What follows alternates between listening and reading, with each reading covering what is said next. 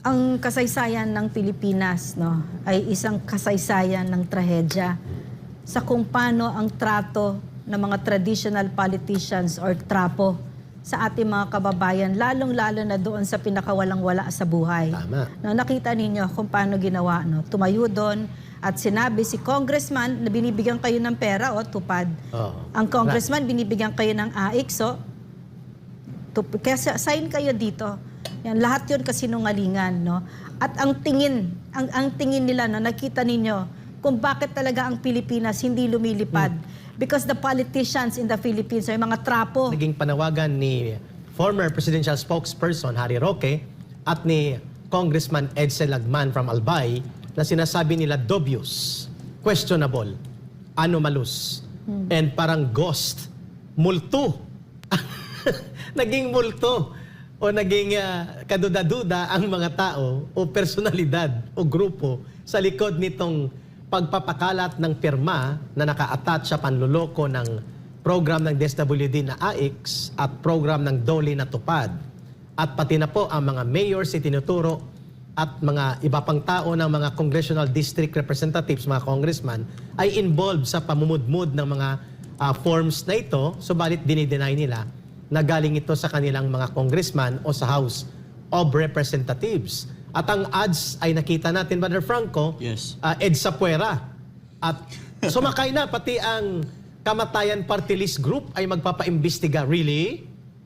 Mamaya, analyze namin ni Ma'am Lorraine, pero may video muna Yes. na nakahanda. Then magbibigay kami ng aming kuro-kuro, lalo na po sa napakaselan at napakasensitibong panloloko, grand scheme of lies and deception and manipulation against the people. Yes, panoorin po natin ang video na ito. Ito. Makinig na tayo. Mamaya explain na lang natin. Ito po yung form na ito para ito sa kinakalap ng ating mahal na congressman na signature campaign. Para saan po yung signature campaign? Para po sa pag-amyenda o sa pagbabago ng 1987 Constitution. Ito, para po gusto nila itong mabago. Kasi, di ba, marami na yung mga dati pang batas na hindi naman po naaangkop na sa panahon ngayon. So, ito po, kung sakali po ito napapabor po sa atin, marami po tayong makakalap si congressman dito, magkaroon po tayo ng charter change. Malaking tulong po ito sa atin. Bakit? Di ba po binibigyan tayo ni congressman ng AIX? Di ba po binibigyan tayo ni congressman ng tupad? Ang AIX po ba at tupad batas ngayon? Wala pong batas, di ba? Kung ito po magkaroon ng pagbabago, gagawain na pong batas ang AIX at tupad. Hindi lang po kayo, hindi lang po tayo makikinabang. Lahat na po ng mga kamag-anak natin. At buong Pilipinas po. Di ba po laking tulong giginhawa tayo? Meron tayong laging ayuda. Meron laking tulong po sa atin, di ba? O, kaya po, ito po, bilang po mga leaders po ng ating congressman, kung kayo po pipirma po dito, meron pong pakonsuelo ang ating mahal na congressman. Po. Ito po, nanay, meron pong pakonsuelo sa atin ang mahal na congressman. Bibigyan po tayo ng AIX. O, di ba? Yan. Ito po yun. Malinaw po ang video na ito ay napaka-iskandaloso. Napakasakit. Napakasakit. Grabe yung trato sa mahihirap. Yes. Mga mahihirap po ito. Sino muna yon, Eric? Sino yon? Hindi nagpakilala to, ma'am. Pero anong NGO yan? ang pakilala NGO dito, ba? ma'am, ay Quezon City Urban Poor Coordinating Council. Is that, I'm just curious, is that CPP? No, NGO affiliated or accredited sa Quezon City Hall. Okay. So, i-check natin sila kung itong video na ito ay galing sa pagpupulong na ito.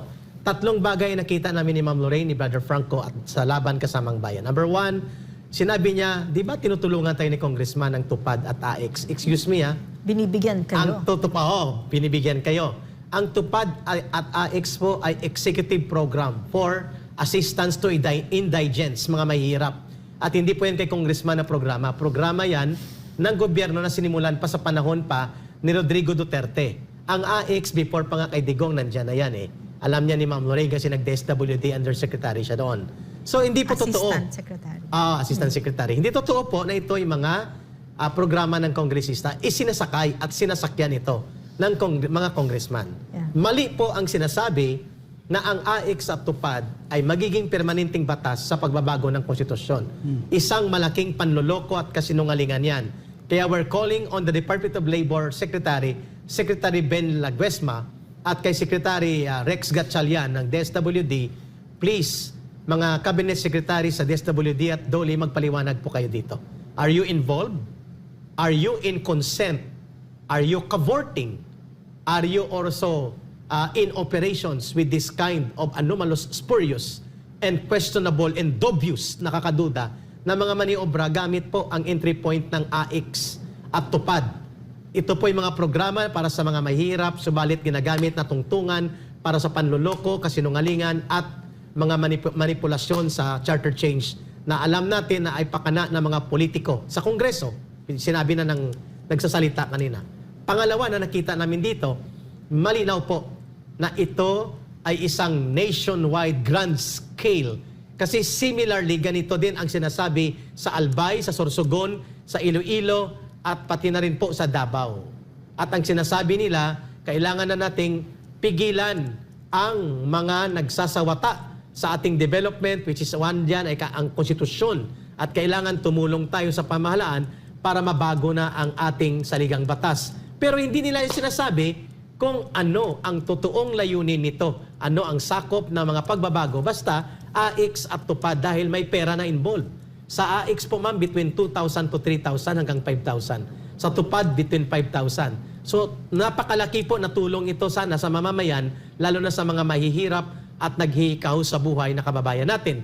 Ang pangatlo po na sinasabi dito, sino ang pumupundo sa pag-ikot ng mga formas? Sino nagbibigay ng allowance? Sino nagbabayad ng ads sa telebisyon? At sino po itong si Attorney Anthony Abad? Ito ba ay totoong abogado? Who is he? Iyon ang nakalagay Siya doon. yung siya yung nag-initiate daw. Oo. At parang siya ang focal person na nakalagay sa form. At may isa pang law office na ginamit para lumabas na sa kanila nang galing ang inisyatiba. Ang tanong, gano'n na ba kababaw ang pagtingin nyo sa mamamayan na hindi nila maintindihan na ito'y gamit ng mga politiko? Tatlo, ang aking binanggit at ang panghuli kong pupuntuhan, bakit kayo naghanda, Kongreso, ng 14 billion pesos for referendum and plebiscito na hindi hiningi ng COMELEC at ibinunyag ni Congressman Lagman at sinegundahan ni Presidential Spokesman dati na si Harry Roque.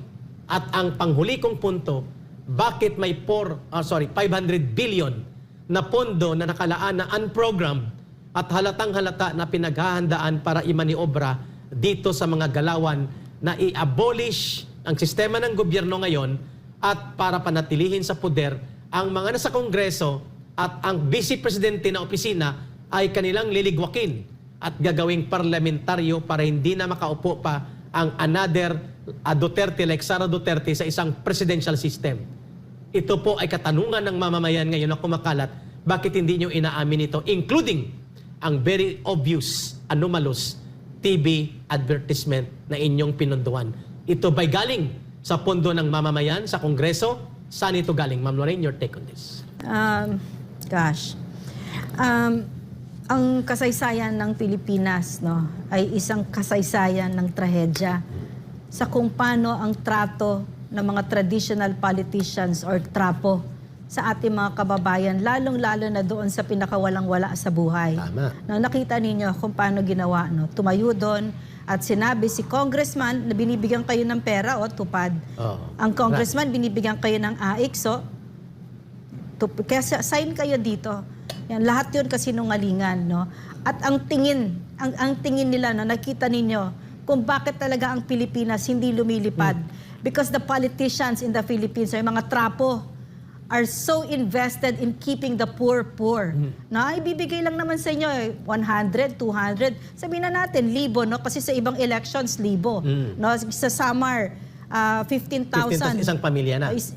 Per family member pa nga, per family member. So, gusto ko lang makita ninyo kung bakit tayo hindi lumilipad at bakit yung mahihirap ay laging nandyan. Kasama dyan ang CPP, NPA, NDF.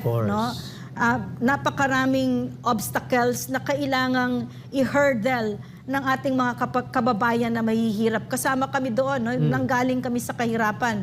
Yung pamilya ko, yung tatay ko, yung mga lola ko, no? Nanggaling kami sa kahirapan. So I know what I'm talking about here. Now, and it's so cynical the way these politicians look at our countrymen, no? Na kasi yung pera na yon, no, limos yun eh. Limos yun. Pagkatapos, nakita niyo pa, pumalakpak pa yung mga kababayan natin, no? Nung sinabihan sila ng isang kasinungalingan, no? So, ano ba yung tamang gobyerno? Ano ba yung tamang gobyerno na namimigay ng limos? Yung patronage politics na tinatawag, yung padrino na pag binigyan kayo ng limos, ang tingin mo kay congressman ay mesaya at savior at maraming salamat, iboboto kita ulit. Hindi ganon. Ang tamang pamamaraan dito ay binibigyan kayo ng kapangyarihan kasi ang pera na yan ay pera ng taong bayan yan. Hindi yan pera ni congressman. Hindi yan pera ng gobyerno, pera yan ng taong bayan. At dapat ang trabaho ng gobyerno, tinatanggal niya ang lahat ng mga indices of poverty.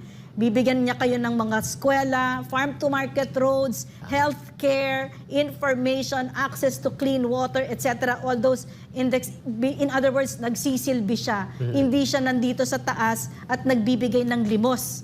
Okay, so ang ginagawa nitong mga trapo na ito, no, nakakagalit. Yes. Ang ginagawa nila, ang trato nila talaga sa mahihirap. Ay basahan. And gusto nila mahirap parati yan. Hindi kayo binibigyan ng pera na yan para bumuti ang buhay ninyo. No? So, yun yung pinaka nakakagalit dito. Kung nagustuhan mo ang ganitong video, huwag kalimutan ang magkomento kung ano ang saloobin mo. Salamat po.